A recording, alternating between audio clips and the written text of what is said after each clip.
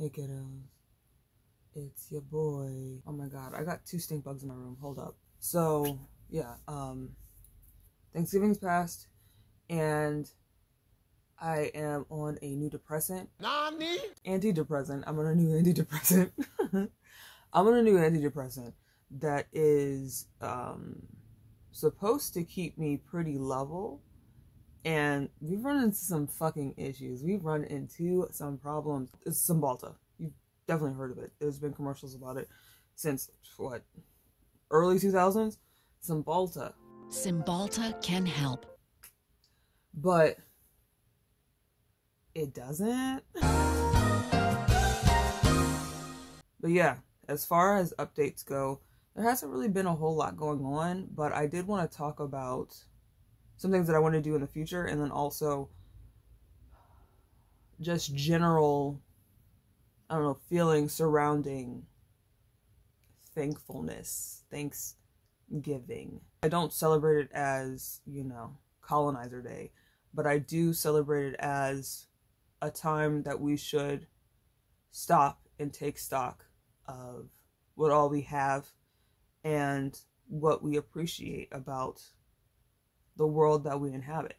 I think it's important to kind of do that on a daily basis, but have times where you're at least pointedly doing it.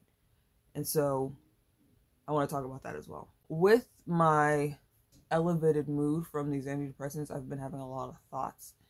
And it's really interesting because I'll wake up from a fucking nightmare and be like ready to go. As long as I can like get my like beginning rituals done, like brush my teeth, floss, wash my face, I'm good. Like I'm like super duper fucking happy, and it's really weird because I feel like shit. But it's also allowed me to explore some thoughts, and I would like to talk about medical stuff nebulously. It's kind of a difficult thing for me to like. I want to talk about my ability, my steadfastness, my dedication to being healthy, because I'd never noticed in the past that I do a really good job. When the doctor tells me to do something, I do that shit, and I make it happen. And I wanted to go over things that I've noticed that I've done, because your boy just got that shit on lock. To be honest. So yeah, that's one video that I want to do. And then another one was probably this one, right? I don't know. The thankfulness, I guess. So, I mean, I think I'll go more into this when I have coalesced my thoughts a bit better. But I do want to talk about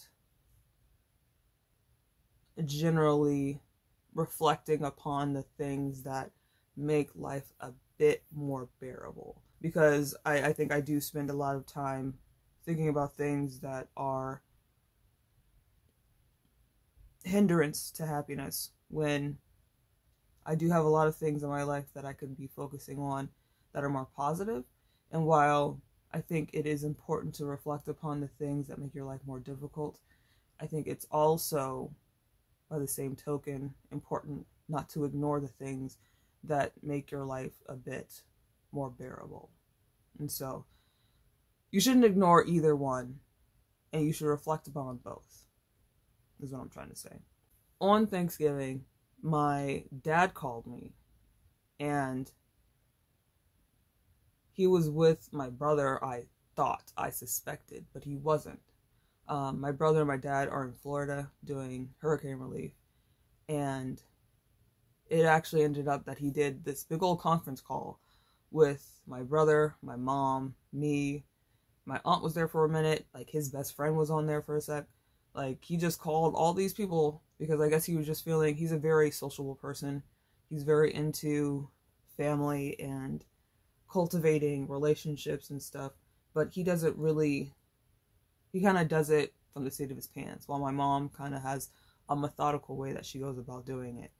And it feels a lot more genuine and spontaneous from my dad when he starts talking about things that he's thankful for. And so that's what he started to do. He just spouted off like all the things he was thankful for, and it became an exercise. And so the whole family did it.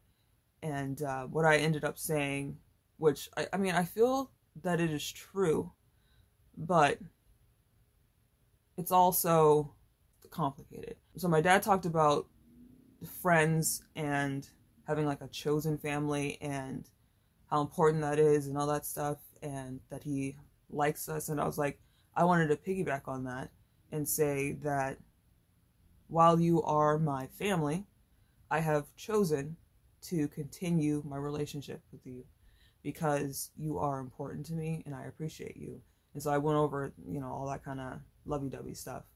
But it's complicated because there are a lot of not so great components of our relationship. And I think in that there is kind of this nugget of hope. And maybe it's ill-advised, maybe it's naive, but in my endeavor to be a more positive person, I need to think more positively of people, which is difficult because I don't fucking like people. Yeah, it's difficult. Like, I just hate people, like myself included. I don't like people. And this is a thing I wanted to do a video on. The endeavor to like myself through my future self. I hate myself every fucking second of the day, all the time. But I try to think of my future self as another person. I try to think of my future self as another person that I do nice things for. And that this future person that isn't quite me deserves a life free of agony, free of pain, free of discomfort, as much as I can provide that. And I think that is a good step into trying to like yourself by treating your future self better. Your present self, you might not be so good with treating them well. That's fine, because it's baby steps. You can only do so much. But I think that it is helpful. It is a gateway drug to liking yourself and potentially loving yourself. That would be kind of fucking cool if I could love myself.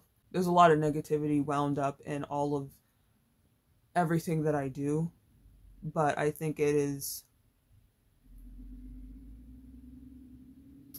says a lot that I am trying to find positivity, though everything is mired in negativity. That is my exercise. That is what I have decided to do in order to find a better place, find a place of contentment, maybe peace, is by making life for future Finn a bit more comfortable.